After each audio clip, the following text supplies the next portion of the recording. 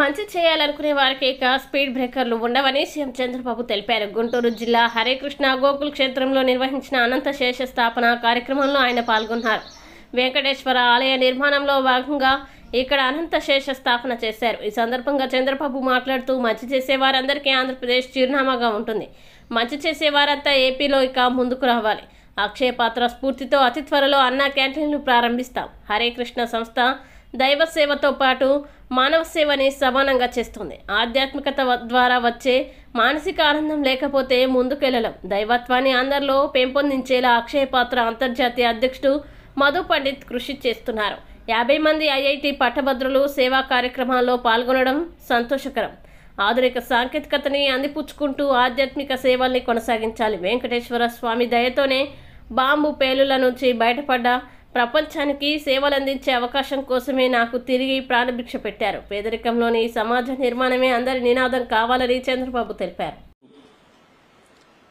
ఇక్కడి క్షేత్రంలో హరే కృష్ణ గోకుల క్షేత్రం ఇప్పుడే అనంత శేషస్థాపన చేశాం. ఒక మంచి వెంకటేశ్వర స్వామి దేవాలయం. ఇది కూడా ఈ ప్రాంతంలోనే ఒక ప్రతిష్టాత్మకమైన నిర్మాణం జరుగుతుంది.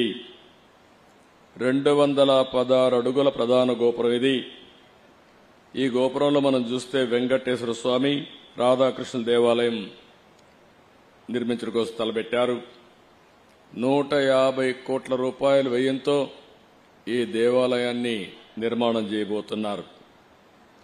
అయితే ఇక్కడ మనందరూ కూడా గుర్తుపెట్టుకోవాల్సింది, ఇది ఒక ఆధ్యాత్మిక కేంద్రం, సామాజిక సాంస్కృతి కేంద్రం కావాలని మనస్ఫూర్తిగా ఆకాంక్షిస్తున్నా. నాకు అనిపిస్తుంది, ప్రార్థనాలయాలు ఏ మతమైనా కావచ్చు, కానీ ఇవి కానీ లేకపోతే ఇప్పుండే జైళ్లు చాలవు. నేరాలు ఘోరాలు విపరీతంగా పెరిగిపోతాయి.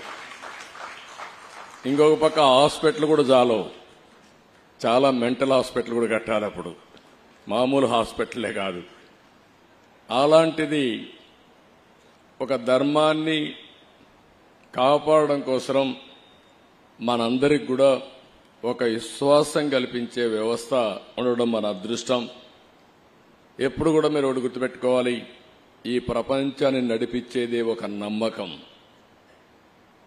చాలా మంది సైంటిస్టులు ఉన్నారు, చాలా మంది డాక్టర్లు ఉన్నారు, చాలా మంది పారిశ్రామికవేత్తలు ఉన్నారు, చాలా మంది జడ్జెస్ ఉన్నారు, జ్యుడిషియరీ ఉంది. కానీ ఏ పని చేసినా 2 నిమిషాలు దేవుణ్ణి తలుచుకొని నేను చేసింది న్యాయం ధర్మం అని ముందుకు పోతున్నారు. కాబట్టి ఈరోజు మనకందరికీ ధర్మం జరుగుతా ఉందని చెప్పి కూడా నేను మీకు తెలియజేస్తున్నా. అది నమ్మకం. ఓసారి అనిపిస్తుంది, ఇస్రో శాస్త్రవేత్తలు ఈ రాకెట్ లాంచ్ చేసి ఇవన్నీ చేస్తా ఉంటే వాళ్ళు నేరుగా దేవుని దగ్గరికి పోయి ముందు దేవుడికి నమస్కారం పెట్టుకుని ప్రార్థనలు చేసి తర్వాత ఇనాగ్రేషన్కి వెళ్లే పరిస్థితి ఉంది. ప్రపంచాన్ని నడిపించేది మనకు తెలియని శక్తి. ఆ శక్తి దేవుడి రూపంలో మనందరం కూడా కొలుస్తున్నామని చెప్పి కూడా నేను మీకు తెలియజేసుకుంటున్నా. ఇక్కడ హరే కృష్ణ మూవ్మెంట్ అయితే చాలా వరకు పెద్ద ఎత్తున ఇంకొక కార్యక్రమానికి కూడా దేవుని సేవే కాకుండా మాధవ సేవ కూడా, మానవ సేవ కూడా. ఈరోజు ఉత్తరప్రదేశ్ బృందావన్లో 100 ఎకరాల్లో ప్రపంచంలో అతి పెద్దయిన 700 అడుగులు కృష్ణుడి దేవాలయం ఉంది. దేశ విదేశాల నుంచి చాలా మంది అక్కడికి రావడం ఇవన్నీ జరుగుతున్నాయి. అదే సమయంలో ఇక్కడ వచ్చేది చూస్తే 6.5 ఎకరాల్లో కడుతున్నారు. అదే సమయంలో నేను టెక్నాలజీని ఎప్పుడు ప్రమోట్ చేస్తూ ఉంటా, ప్రేమిస్తూ ఉంటా. ఎందుకంటే ఐటీ రాబోయే రోజు ఇప్పటికే మీరు చూస్తున్నారు, నాలెడ్జ్ ఎకానమీకి బ్యాక్ బోన్. ఎవరైతే ఐటీని అడాప్ట్ చేసుకుంటారో వాళ్ళకందరికి కూడా బ్రహ్మాండమైన భవిష్యత్తు ఉంటుంది. ట్రాన్స్పరెన్సీ కానీ, అకౌంటబిలిటీ కానీ, స్పీడీనెస్ కానీ. ఇప్పుడు ఐటీ ఏ స్టేజ్కి పోయిందంటే ఆర్టిఫిషియల్ ఇంటెలిజెన్స్కి వచ్చేసాం. ఏఆర్కి వెళ్లిపోయిన తర్వాత ఈవెన్ ఆర్డినరీ పర్సన్ కూడా ఎక్స్ట్రాడినరీగా ప్రవర్తించడానికి అవకాశాలు ఉన్నాయి. మీరు చేసే ఏ పనికి కూడా 80% సజెషన్స్ వచ్చే అవకాశం ఉంటుంది. అలాంటి ప్రతిష్టాత్మకమైనటువంటి టెక్నాలజీలో ఓసారి నాకు కూడా గర్వకారణం. నేను 25 సంవత్సరాల కంటే ముందు దీన్ని ప్రమోట్ చేస్తే ఈరోజు ప్రపంచంలో అన్ని దేశాల్లో ఇండియన్స్ వెళ్లారు. వాళ్ళల్లో 30% తెలుగు వాళ్ళు ఉన్నారంటే ఒక తృప్తి, మనం చేసిన పని ఫలితాలు వచ్చాయని. భారతదేశంలో ఉండే యువత మనకు ఒక అదృష్టం. ఏదైతే టెక్నాలజీ ఫస్ట్ మూవర్ అడ్వాంటేజ్ తీసుకున్నాం, ఇంకొక పక్కన ఏదైతే యువత రావడం విండ్ఫాల్ గెయిన్గా వచ్చింది, ఈ రెండు డెడ్లీ కాంబినేషన్ కింద మన యువత ప్రపంచంలో బ్రహ్మాండమైన ఆంటర్ప్రెన్యూర్స్గా తయారయ్యారు. ఈరోజు ఎక్కడికి పోయినా మీరు ఒకసారి చూస్తే ఏ దేశానికి పోయినా భారతదేశం యువత బ్రహ్మాండంగా రాణిస్తున్నారు.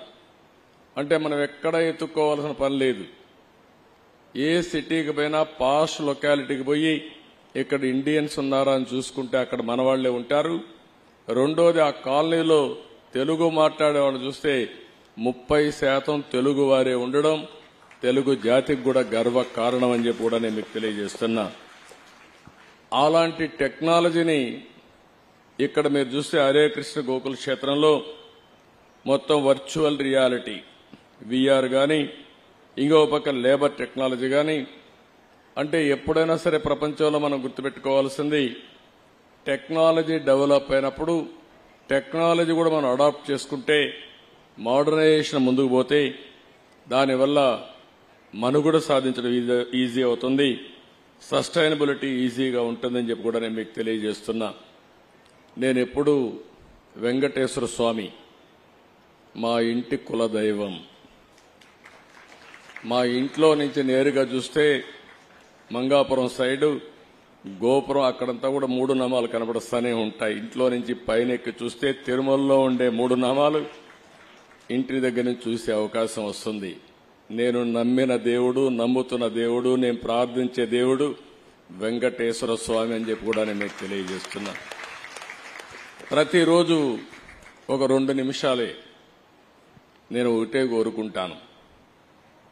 దండం పెట్టుకొని 1 నిమిషం ప్రార్థన చేసి, ఇప్పుడు ఒకసారి చూస్తే నాకు ప్రాణ భిక్ష పెట్టింది కూడా వెంకటేశ్వర స్వామి. అదొక మిస్టరీ కూడా. 2003లో నా మీద 23 క్లేమోర్ మైన్స్ ని బ్లాస్ట్ చేస్తే సాక్షాత్తు వెంకటేశ్వర స్వామి నాకు ప్రాణభిక్ష పెట్టాడు. ఏదో చెయ్యాలని ఆ రోజు నన్ను కాపాడాడు. అలాంటి వెంకటేశ్వర స్వామిని నేను ప్రార్థించేది, నాకు శక్తి, సామర్థ్యాన్ని, తెలివితేటలు ఇవ్వండి. ప్రపంచంలోనే తెలుగు జాతి నెంబర్ 1 జాతిగా ఉండడానికి ఆశీర్వదించండి. ప్రపంచంలోని ఇండియన్స్ అందరూ కూడా గ్లోబల్ సర్వీసెస్ అంటే ప్రపంచంలో ఉండే ప్రజలకు సేవలు అందించే అవకాశాన్ని కల్పించండి. ఈ దేశంలో పేదరికం లేని సమాజం, అందుకే ఇటీవల నేను మాట్లాడుతున్నా జీరో పావర్టీ. మనందరి బాధ్యత. సమాజం మనకి ఇవన్నీ ఇచ్చింది. ఈరోజు నేను ఒక ముఖ్యమంత్రిగా ఉన్నా, రమణ గారు former chief justice of India అయినా, లేకపోతే వేదిక పైన ఉండే పెద్దలు కొంతమంది మంత్రులైనా, ఇక్కడికి ఉండేవాళ్లు వివిధ రంగాల్లో బ్రహ్మాండంగా రాణిస్తున్నా, ఇది మనకు సమాజమే ఈ అవకాశం ఇచ్చింది. అలాంటి సమాజంలో పేదరికాన్ని, అందుకే నేను ఒక స్లోగన్ తీసుకున్నా, zero poverty nation, zero poverty state, zero poverty village. మనందరి బాధ్యత కావాలి. సంపద కొంతమందికి పరిమితమై పేదవాళ్లు పేదరికంలో మగ్గుతా ఉంటే అది మంచిది కాదు. ఈ విషయం మనం గుర్తుపెట్టుకోవాల్సిన అవసరం ఉంది. మాలాంటి పాలకులం మేము ఆలోచిస్తే, ఇంకొక పక్కన ఈరోజు ఇక్కడికి వచ్చినప్పుడు హరే రామ ఏదైతే మూమెంట్ ఉందో, వీళ్లంతా ప్రతి ఒక్కరికి మానసిక ఆనందాన్ని ఇవ్వడానికి. మేమిచ్చేది మెటీరియలిస్టిక్ ఆనందం అయితే వాళ్ళు ఇచ్చేది మానసిక ఆనందం. ఆ మానసిక ఆనందం కూడా లేకపోతే మనం ముందుకు పోయే పరిస్థితి రాదు. ఈ రెండు కాంబినేషన్లో పోతే హ్యాపీనెస్ ఉంటుంది, తృప్తి ఉంటుంది, దీనివల్ల ఎనర్జీ లెవెల్స్ పెరుగుతాయి, ఇంకొక పక్క ఆరోగ్యం బాగుంటుంది. ఆరోగ్యం బాగుంటే ఏదైనా చేసే శక్తి వస్తుందని చెప్పి కూడా నేను మీకు తెలియజేస్తున్నా. ఇంకొక పక్కన వారు ఈరోజు మీరు చూస్తా ఉంటే ఒక పక్కన భగవద్గీత పైన ప్రచారం చేయడం, ఇంకొక